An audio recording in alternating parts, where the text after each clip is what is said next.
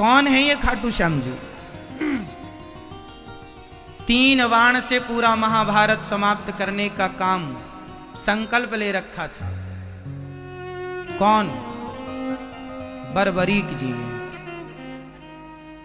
3 बाण से सारा युद्ध समाप्त। भगवान ने कहा अच्छा, यदि इस पीपल के पत्ते पर तुमने 1 बाण से छेद कर दिया तो मैं मान लूंगा कि तुम 3 बाण से पूरा महाभारत जीत लोगे या समाप्त कर दोगे। ठीक है।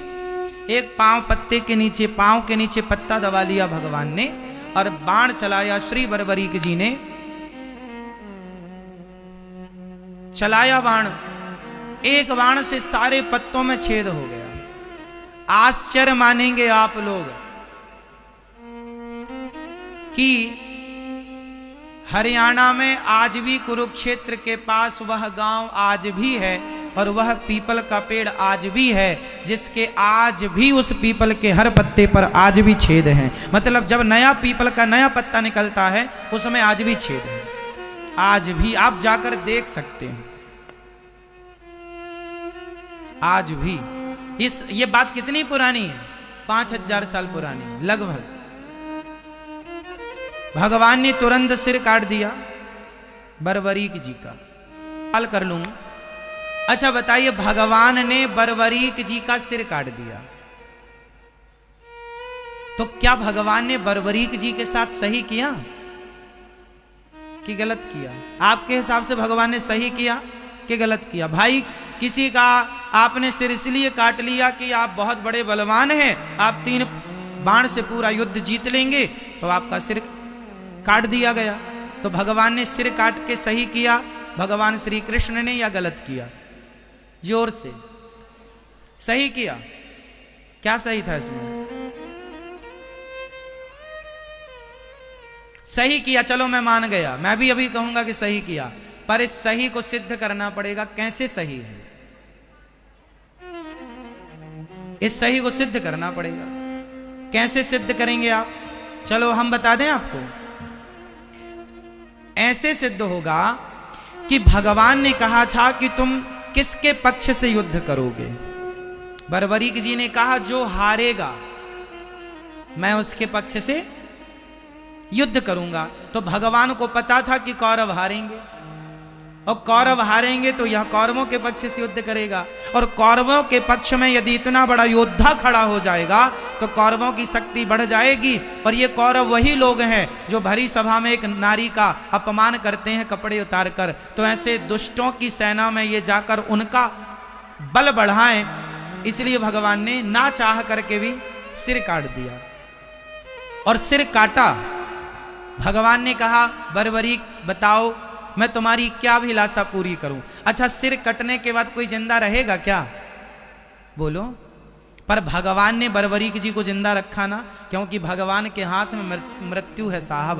भगवान मरे को जिंदा कर सकते हैं। बताइए भगवान श्री कृष्ण ने किस मरे आदमी को जिंदा किया था?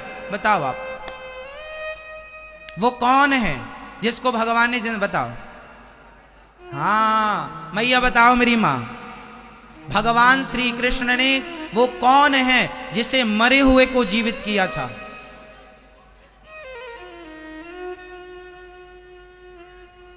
चलो भैया बताओ।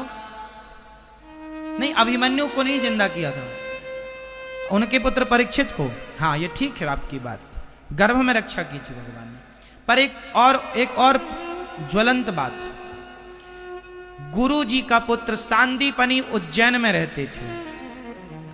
गुरु जी सांदीपनी जी उज्जैन में रहते थे, जहां भगवान श्री कृष्ण पढ़ने गए और 64 दिन में 64 कलाएं सीखी। जहां पर सुदामा जी से भगवान की मित्रता हुई, वहां पर जब पढ़कर भगवान आने लगे तो भगवान ने गुरु जी से कहा, गुरु जी मैं आपको दक्षिणा में क्या दूं? तो गुरु जी ने कहा कि अपनी माँ से पूछ लो। तो गुरु माता से पूछने गए, गुरु माता जी आप बताओ क्या चाहिए? गुरु जी तो कुछ कह नहीं रहे हैं। तो गुरु माता ने कहा, कन्हैया तुम हमें छोड़कर ना जाओ, यही हमारी गुरु दक्षिणा है। भगवान ने कहा, मां मुझे तो जाना पड़ेगा, कुछ और मांग लो। तो फिर एक काम करो, मेरा बेटा था वो मर गया था, कई साल पहले मर गया था, उसकी बॉडी भी खत्म हो चुकी थी, हड्डियों का भी पता नहीं था। हमें जिंदा करके दो। अब भगवान हो, अब भगवान तो भगवान है, ठीक है चले यमराज के पास, चलो हमारे गुरुजी के बेटा को लाओ। महाराज बेटा की आत्मा तो है, सूक्ष्म शरीर तो है, शरीर का आता पता नहीं है। भगवान बोले शरीर हम बनाएंगे, लाओ।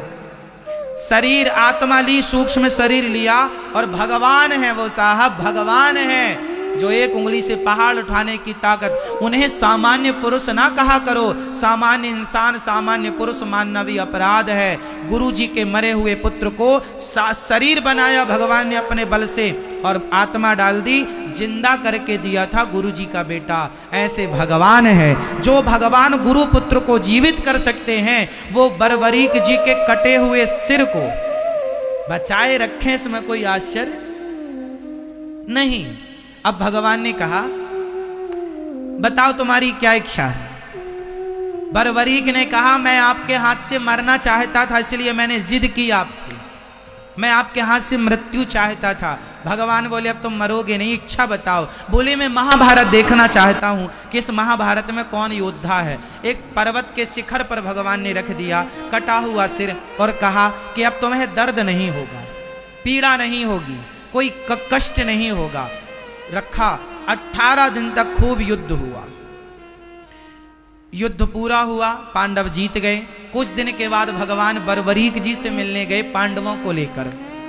भगवान ने बरबरीक जी से कहा भैया बताओ कि महाभारत में तुमने सबसे बड़ा योद्धा किसे माना है, किसे आप बड़ा योद्धा मानते हैं। अर्जुन को लगा अपने ही नाम आएगा, गांडीवधारी। भीम भैया बोले हमारा गदा काम कर गया है। पर बरबरीक जी ने मुस्कुराते हुए कहा प्रभु इस महाभारत में मुझे आपके सुदर्शन चक्र के अतिरिक्त कुछ दिखाई ही नहीं पड़ा। पांडवों का अर्जुन जो जो बाण छोड़ता था अपने गांडीव से, वो 10 कदम पे जाके गिर जाते थे। वो तो आपका सुदर्शन चक्र उन्हें गति प्रदान करता था, उन्हें बल प्रदान करता था। अब अर्जुन को समझ में आया कि महाभारत के असली हीरो हम नहीं, ना करते हुए भी भगवान सब करते हैं। जैसे महाभारत में कुछ ना करते हुए मेरे कन्हैया ने सब कुछ किया, भगवान ना करते हुए सब कुछ करते हैं। तो बरबरीक जी से कहा अब तुम्हारी इच्छा बताओ। प्रभु बस आपका दर्शन हो गया, कोई कामना नहीं। भगवान बोले सुनो तुम निर्दोष हो, तुमने कोई अपराध तो किया नहीं, मैं तुम्हें मृत्यु दंड किसका दूं।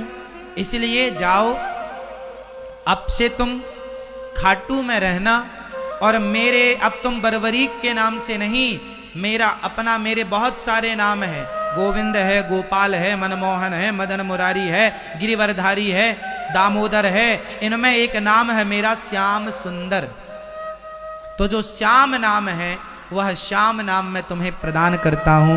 तुम जाओ और खाटू में निवास करो, और तुम अब कलयुग में जो हार रहे हैं भक्त, उन हारे के सहारे बनते रहना। इसलिए उन्हें हारे का सहारा कहा जाता है। और श्याम नाम भगवान ने प्रदान किया, तो श्याम के नाम से चूंकि खाटू में विराजे तो खाटू श्याम कहते हैं। बोलिए खाटू श्याम की। ऐसी कथा है श्री खाटू नरेश की। इसलिए 3 बाण उनके पास आज भी हैं। आप देखते हैं, दर्शन करते हैं, हारे के सहारे हैं। मतलब अब हारे के सहारे का मतलब ये नहीं कि तुम गलत काम करो और पुकार लो हे खाटू श्याम हम तो गलत चोरी करते करते पकड़े गए, अब बचाओ। ऐसे हारे का सहारा नहीं है, जो सच के रास्ते पर हैं। और यदि उन्हें कोई कष्ट है तो भगवान चाहे आप कृष्ण नाम को पुकार लो, राम नाम को पुकार लो, खाटू श्याम नाम को पुकार लो, गोविंद देव जी को पुकार लो, जो सच्चे मन से जिनको पुकारेंगे, क्योंकि सब एक ही है, तो आप पुकार लें, भगवान उस रूप में आकर के आपकी मदद करते हैं। इसलिए आपको पहले सच्चा बनना पड़ेगा। भगवान सत्य के साथी हैं, झूठ के साथी नहीं है। झूठ का साथ बरबरीक देने चले थे तो भगवान ने उनका भी सिर काट दिया, हाँ या ना। इसलिए भगवान सत्य का साथ देते हैं, झूठ का नहीं। अब आप सोचेंगे हम झूठा काम करें और भगवान रक्षा करें, इसलिए सच्चे काम करिए और आगे बढ़ते रहिए। तो ये भगवान आनंद के सागर हैं। भगवान का चिंतन करो। भगवान परम आनंद को प्रदान करने वाले हैं। संसार में जो सुख है वह क्षणिक है, इसलिए संसार का काम करना चाहिए, पर काम करते हुए बस ये याद रखे रहो कि हे नाथ मैं आपको कभी, सब बोलो मेरे संग, बोलो हे नाथ मैं आपको कभी भूलूं नहीं। हे नाथ मैं आपको कभी भूलूं नहीं। सदा भगवान का स्मरण। ऐसे भगवान सतचित आनंद विश्व की उत्पत्ति पालन संहार करने वाले ऐसे भगवान श्री कृष्ण को, राधा सहित श्री कृष्ण भगवान को हम बारंबार नमस्कार करते हैं। श्री कृष्णाय वयं नुमः।